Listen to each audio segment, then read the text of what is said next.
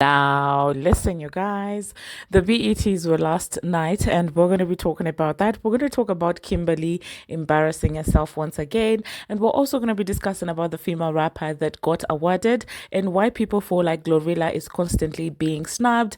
At the same time, we're also going to be discussing about the several performances Cousin Sloth performed, and there were some little throwbacks there in as far as the performances are concerned. Not forgetting, of course, the god Lil Wayne also did take the stage. Now we're going to be discussing about all of that and everything that went down at the EBTs, so do stay tuned.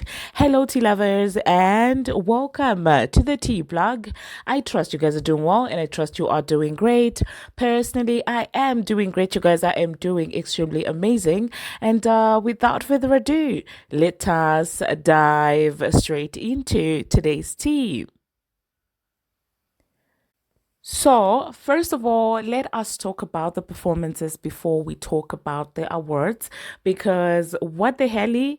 What was Lil Kim doing? Okay, for the record, she wasn't performing at the main stage, she was performing at the pre show. Okay, and this is for you, Lil Kim fans. I continue seeing you in my comment section. This is the reality of, this era for your favorite. She is performing at the EBT's pre show, not the actual stage. So keep that in mind, okay? That being said, the performance itself, I don't know what to say about Kimberly anymore in as far as the performances are concerned. I do feel like, well, she should have avoided any live vocals because it was a mess. When I tell you that it was a mess, I'm not exaggerating. And at this point, my beef really is with the people that be out there encouraging her to do this to herself. Like, why are they allowing this woman to go outside like that? This is not cool at all. Whoever is close to her, the Rajas, whoever her friends are, the Missy Elliott's, all of you OG female rappers, why are you allowing your friend to go outside like this? It's not cool at all. But anyway, let us move on to another performance by a female rapper. Let us talk about Cousin Sloth. She was performing at the main stage. I did tell you that, well, I do feel like Typa is not really a great song from Cousin Sloth. I've seen her doing better in as far as marketability, the sound and everything. This time I felt like, well, she was biting too much into Bongo 2's style. But I will admit that, well, the performance at the EBT stage was not bad at all. She did a good one, and yeah, that was really beautiful. Her performance with Kisha Cole was amazing. I enjoyed every bit of it. And actually, it may make me want to give the song another chance. Let's see. Maybe I will end up liking it. Let me know in the comment section, you guys, what do you think about Rila's performance at the EBT? Moving on to another person that we're going to be talking about, let us talk about the god Lil Wayne. Okay, now I'm going to be honest with you. When I heard that he was going to be performing at the BETs, I was kind of nervous on his behalf, because you do know that the internet does like to peddle a narrative. Well, the word on the street is always that, well, this man continuously and consistently forgets his own lyrics, and that his performance is subpar and all of these things. Now, of course, there's some truth to that. There are incidents where, he was out there forgetting his lyrics and stuff like that. But to say that he's a horrible performer is kind of pushing it, in my own opinion, especially with the Super Bowl talk that happened. Of course, the K-Boys were out there heavily putting it out that Lil Wayne is such a bad, terrible performer. He sucks and stuff like that. And really, he hasn't been having a great week after his release. The bots have been on his case, basically dissecting his album from left to right, center, middle, all of these directions, and basically demotivating people from listening to his music. So, yeah, I was kind of nervous on his behalf. But boy, oh boy, once a legend, always a legend. That man did not disappoint at all when he hit the stage. He performed Amelie and also King Carter. And when I tell you that he aced that performance, I felt so proud. I was so happy. I was genuinely just like, oh my God, crossing my fingers. But he did well. He delivered, and I love this for him. And you could tell that the crowd was lit. I mean, Amelie is a classic, okay? It is an absolute classic. So obviously, when he stepped out and started performing that, everybody was sold already. But that being said, of course, the K-bots won't give up. I've been seeing in the comment section them still trying to bring up the Super Bowl to say that, well, he is not talented enough anymore to be performing at the Super Bowl. He's not a great performer for the Super Bowl. And I'm like, we have moved past the Super Bowl. We have also moved past the Drake and Kendrick beef, okay? Find something else to promote your favorite with, okay? But anyway, let us move on to another performer, of course, that caught people's attention, Tiana Taylor. She came through, she did her thing. When it comes to performing, you know that she is a choreographer for a reason. She came in there, she did her thing, she delivered. And of course, there were a couple of throwback performances. The crowd really loved all of those. Mariah Carey was in there, Bow Wow was in there, and I did see people bringing up the fact that Ciara probably declined performing with Bow Wow on stage, which I would understand. I mean, if I'm Ciara and you're my ex and you were messy, and now I've moved on and I've leveled up, I'm not performing with you. I'm not. I'm sorry. Okay. Find somebody else to do it. Look for your twin. Where's Lil Mama at? Perform lip gloss. Do something. I'm not coming to save you on that stage. But anyway, let me know in the comment section, you guys, what you think about the EBTs and, of course, the performances that were out there. Personally, I will say that I kind of was pleasantly surprised by the EBTs, and as far as the show is concerned itself, the performances, I was surprised because I wasn't expecting this. You guys know that the EBTs have been a snooze fest for the longest of time. I feel like the throwbacks really did help the show. But that being said, of course, celebrity attendance of A-listers was nowhere to be seen. Nobody wants to be associated with the EBTs of all the A-listers anymore. And this is very funny to me because it seems like once they started playing these industry games, certain A-listers were like, well, you can give each other the awards. And now all of a sudden, even the people that they were out there giving awards when they didn't deserve them, they're not even attending their shows anymore. Those people only wanted the awards because certain people were included in the awards. When these people were like, okay, I'm distancing myself, we're seeing those people with identity crisis not wanting the EBTs anymore. But I will say that this year's EBTs were way better than last year's in as far as, of course, the performances are concerned. Now let us move on to the actual awarding. Let us start with female rap as usual. So it seems like Doechii once again scooped the award, for female rap, and people are not feeling it. Okay, now these were the nominees for best female hip hop artist. There is the Transformer, there is Doja Cat, there is Cousin Sloth, there is Lottery Ticket, there is Bongo 2, there is Nicki Minaj, there is Rhapsody, and there is Miss Red. So these were the nominees. First of all, I don't even know why they are trying to disrespect Nicki Minaj by classing her with any of these females. Please. They should at this point they should just be a category for Nicki Minaj and or at least nominate her with the men. That's the thing. Do not nominate her with these females. Nominate her with the men. Because she can't go toe to toe with these men.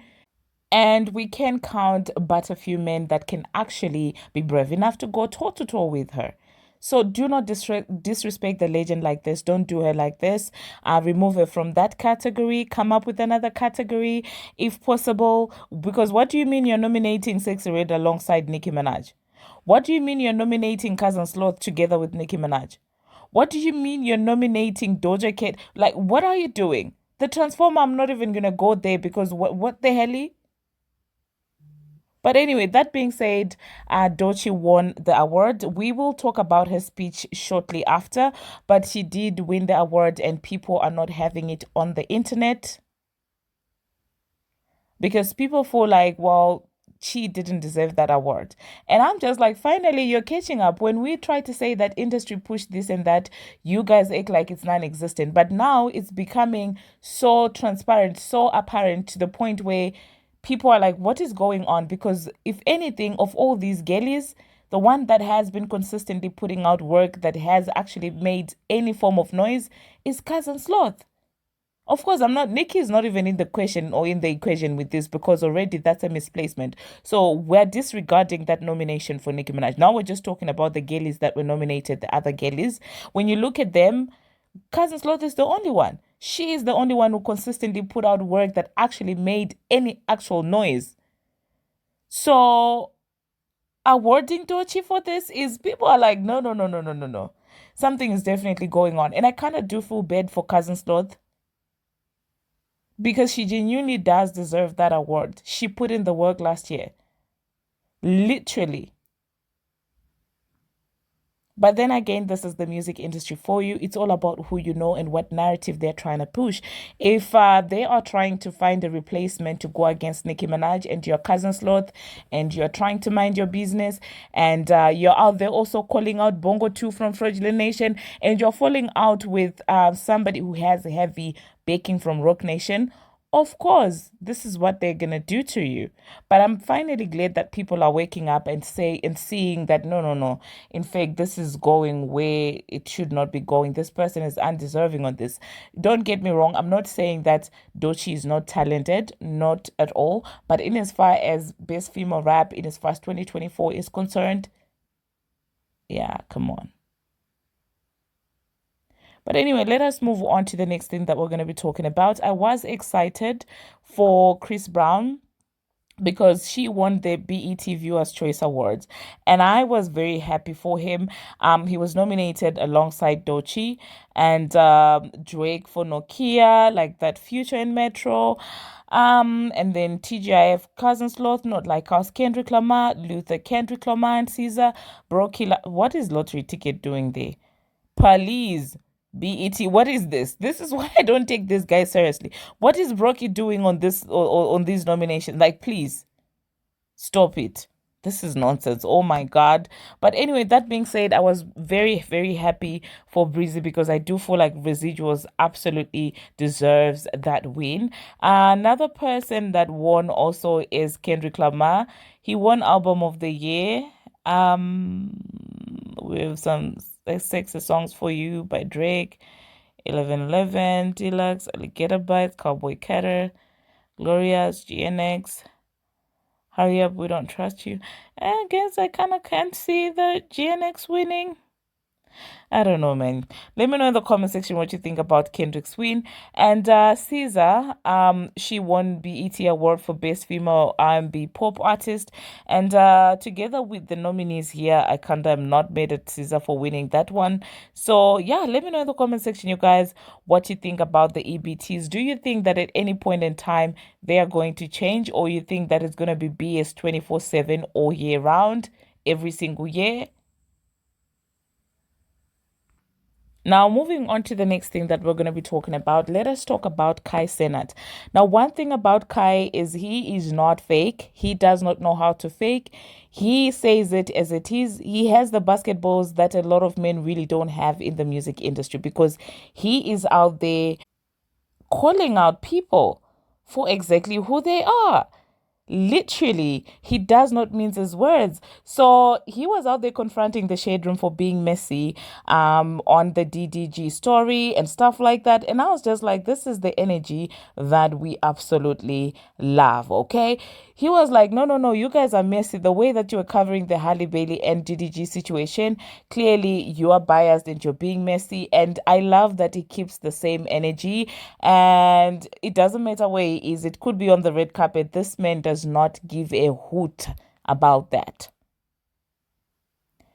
Moving on to the next thing that we are going to be talking about. Let us talk about Doechii's speech. So after receiving an award, she delivered a speech, of course, as expected. However, it does seem like, you know, different political opinions. Some people are mad at it, and some people are like, we are not allies with these people and this and that. I don't know, you guys, honestly. When it comes to this, I do believe in democracy. I believe in somebody writing for what they believe is right. So let me just insert Doechii's speech, and then I'll catch you after that. Happening right now outside of the building. There are ruthless attacks that are creating fear and chaos in our communities in the name of law and order. Trump is using military forces to stop a protest. And I want y'all to consider what kind of government it appears to be when every time we exercise our democratic right to protest, the military is deployed against us. What type of government is that? People are being swept up and torn from their families, and I feel it's my responsibility as an artist to use this moment to speak up for all oppressed people, for Black people, for Latino people, for trans people, for the people in Gaza. We all deserve to live in hope and not in fear, and I hope we stand together, my brothers and my sisters, against hate, and we protest against it. Thank you, BET.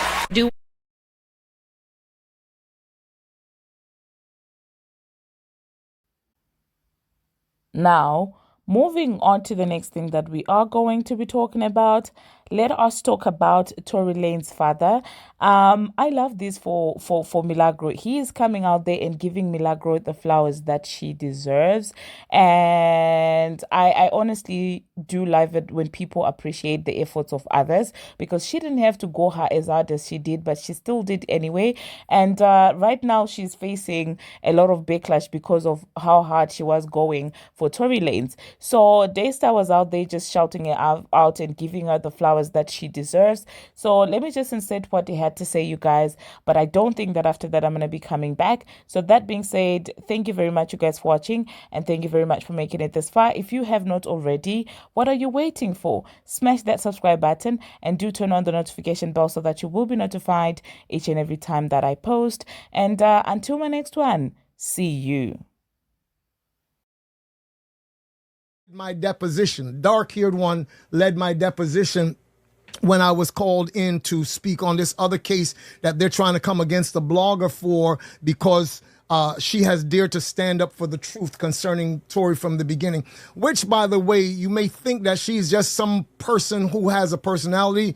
No, she actually has a degree in criminology. And that's why when she first started to look at this from the beginning, Milagro Grams, she said, nah, something is really wrong. She used to promote the said artist, the female artist, Megan Thee Stallion. She used to be behind just as her Houston girl. She was pushing her. But when she looked at this and looked at it from a critical eye, she said, nah, something. And that girl has gone through so much for not trying. She has taken a stand, because she's not the kind of person you will push around easily. She knows what she's talking about. And so in the midst of all of this, you know, that same girl that deposed me, trying to get me now to be somehow some evidence for them against her. These people are crooked. They are wicked. And listen, what you guys need to understand when it comes down to it, and if I never knew this before, I learned it throughout the trial, and I know it even more since then. The prosecution, for them, it's not about justice. It's not about right and wrong. It's about W's and L's. Yeah. Period. It's about wins and losses. It's about what's going to advance my career so I can one day be running for the county DA, and hopefully I'll get to be the Attorney General of the state of California. And oh my God, I have a dream. One of these days, I could actually be on the Supreme Court. You think these people care about the souls of men? No. You think Alex Spiro, the lawyer that is right now running for Rock Nation, you think he cares? This is the guy that after we put out 36 hours later and they could not refute it, he came on Chris Cuomo, and this is what he said. Oh, they can't keep their story straight. Reality check, that's you guys. That's you guys, not us. All right? They can't keep their story straight. And I don't want to give more oxygen to this than it should be getting, because I am concerned that this is a domestic violence situation against women, against a woman. Listen to this. And homie thought he was on an audition. He was going to act his way into the role of a lawyer in the next big lawyer movie. Oh, and it's about women all around the world. You don't care about women all around the world. Don't even try. I will give you one thing. You ride hard for that which is paying you. Let's get the facts straight. You ride hard for the people who are paying you, not because you care about women. You've been a spin doctor. This man is a spin doctor. He has defended NBA clients and a lot of other people that have been accused of all kinds of things against women. Right. But yet, when you are standing up to defend those who are paying you, let's get it straight. I know why I'm doing this. I don't have to get a penny from my son, but I'm going to stand up and I'm going to defend him, especially knowing that he is innocent when you are trying to heap as much mud on his name. You don't care nothing about women. In fact, go on Google and see that this same man was accused, class action suit by 3 women in the Harvey Weinstein situation. And they accused him of allegedly getting information from them to feed back to their office so that it could be used against them in the Harvey Weinstein situation. Wow. That's what they accused him of. I wasn't in the room, people. It's on Google, for heaven's sake. Yeah. So don't come at me with you just so care about women and all around the world. No, you don't. Let's get it straight. You care about the paycheck that you get. Protecting your order. Never